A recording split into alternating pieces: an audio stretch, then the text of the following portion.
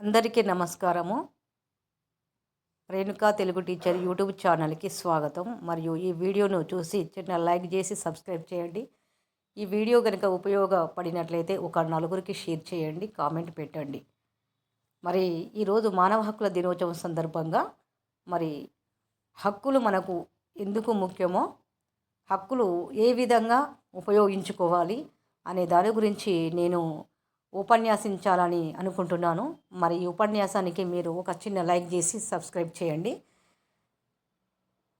ప్రియమైన విద్యార్థులారా మరియు నాతోటి సహ ఉద్యోగులకు మరియు పోటీ పరీక్షలకు పోటీ పడే అభ్యర్థులందరికీ మానవ హక్కుల దినోత్సవ సందర్భంగా నేను మరి ఈ హక్కుల గురించి అయితే తెలియజేస్తున్నాను. ఈరోజు మానవ హక్కుల దినోత్సవం జరుపుకోవడానికి కొన్ని కారణాలు కూడా ఉన్నవి. డిసెంబర్ 10 మానవ హక్కుల దినోత్సవం జరుపుకుంటున్నాము.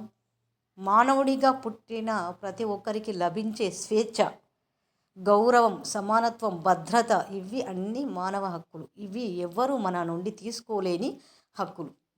అంటే ఒక మానవునికి ఉండేటువంటి హక్కులేంటి?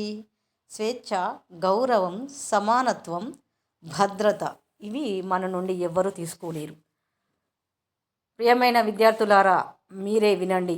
తప్పకుండా మరి ఈ హక్కుల గురించి కనుక తెలుసుకున్నట్లయితే మీ భవిష్యత్తు మరి మిమ్మల్ని వెతుక్కుంటూ వస్తుంది. అసలు మానవ హక్కులు అంటే ఏమిటి? అంటే మనిషిగా బ్రతికే హక్కు. దీనిలో ఉన్నవి అభ్యాస హక్కు, ఆలోచన హక్కు, మాట స్వేచ్ఛ హక్కు, వివక్ష లేకుండా సమానత్వం, సురక్షిత జీవనం, ఇన్ని హక్కులు ఉన్నాయి. మనిషిగా బతికే హక్కు.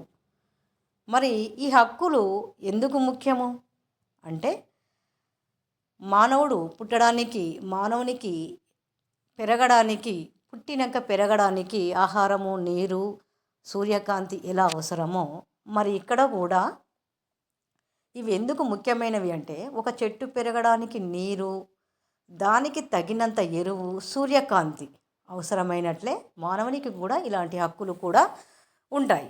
హక్కులు ఇవ్వని చోట అభ్యున్నతి ఉండదు, స్వేచ్ఛ ఉండదు, న్యాయం అనేది ఉండదు. అంటే హక్కులు ఇవ్వని చోట స్వేచ్ఛ ఉండదు, అభ్యున్నతి ఉండదు, న్యాయం అనేది ఉండదు. మరి విద్యార్థులకైతే నేను ఒక సందేశాన్ని తెలియజేస్తున్నాను. ప్రియమైన విద్యార్థులారా, నాతోటి ఉద్యోగులారా మరియు పోటీ పరీక్షలకు పోటీ పడేటువంటి అభ్యర్థులారా, మరి నా యొక్క సందేశం ఏంటిదంటే మీరు చదువుకోవడం ఒక హక్కు మాత్రమే కాదు, అది మీ భవిష్యత్తుకు ఆయుధం, మీ శక్తి. మీకు ఎవరైనా దుర్వినియోగం చేస్తే, వేధింపులు చేస్తే, బెదిరిస్తే అది మీ హక్కుల ఉల్లంఘన. అప్పుడు మీరు నిశ్శబ్దంగా ఉండకూడదు. ప్రియమైన విద్యార్థులారా, వింటున్నారా? మీ హక్కుల ఉల్లంఘన అప్పుడు మీరు నిశ్శబ్దంగా ఉండకూడదు. ఉపాధ్యాయులు, తల్లిదండ్రులు, పోలీస్, చైల్డ్ హెల్ప్ లైన్ ఎవరికైనా చెప్పాలి. ఓ ప్రియమైన విద్యార్థులారా, నా యొక్క సందేశం మరి హెల్ప్ లైన్ ఎవరికైనా చెప్పాలి. 1098 అంటే 1098 ఇది మీ రక్షణ కోసం ఉంది. మన బాధ్యత ఏంటిదంటే, మన బాధ్యత హక్కులు కాకుండా మనకు బాధ్యతలు కూడా ఉన్నాయి. ఇతరులను గౌరవించడం, వివక్ష చేయకూడదు. అమ్మాయిని అబ్బాయిని సమానంగా చూడాలి.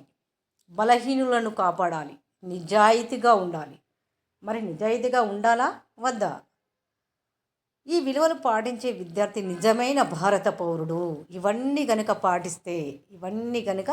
పాటిస్తే మరి విద్యార్థి నిజమైన భారత పౌరుడు అని అనిపించుకోవడం జరుగుతుంది. మరి మన కవులు చెప్పినటువంటి మహోన్నత మాటలు మన కవి గురజాడ అప్పారావు గారు చెప్పారు. మనంలోని మనుష్యత్వమే మనకు గొప్ప సంపద. కవి గురజాడ గారు మనంలోని మనుష్యత్వమే మనకు గొప్ప సంపద అని చెప్పడం జరిగింది. మనసే అయితే మానవత్వం, మనసు చేరితే మానవ హక్కులు. మరి ఇక్కడ నేనైతే ముగింపులో మరొక విషయాన్ని తెలియజేయడం జరుగుతుంది. ఈ మానవ హక్కుల ఈ మానవ హక్కుల దినోత్సవం సందర్భంగా అందరం ఒక సంకల్పం చేద్దాం. ఎవరికి హక్కులకి హాని జరగకుండా ఎవరి హక్కులకి హాని జరగకుండా మరియు సమానత్వం, స్వేచ్ఛ, గౌరవం కలిగిన సమాజం కోసం పనిచేద్దామని మనం ఒక సంకల్పం చేద్దాం. చివరగా నేను చెప్పేది ఏంటిదంటే, ఈ మానవ హక్కుల దినోత్సవం సందర్భంగా ఒక సంకల్పం చేద్దాం. ఎవ్వరి హక్కులకు హాని జరగకుండా సమానత్వం, స్వేచ్ఛ, గౌరవం కలిగిన సమాజం కోసం పనిచేద్దాం. ఇలా చేస్తే ప్రతి పౌరుడు నిజమైన పౌరుడుగా అనిపించుకుంటాడు. మరి మనిషి పుట్టుకతో వచ్చిన హక్కులను కాపాడడం మనమందరం పంచుకోవాల్సిన బాధ్యత.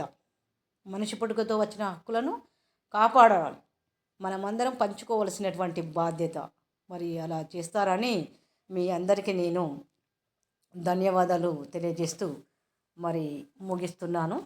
మానవ హక్కుల దినోత్సవం సందర్భంగా అందరికీ అభివందనాలు తెలియజేస్తూ ముగిస్తున్నాను.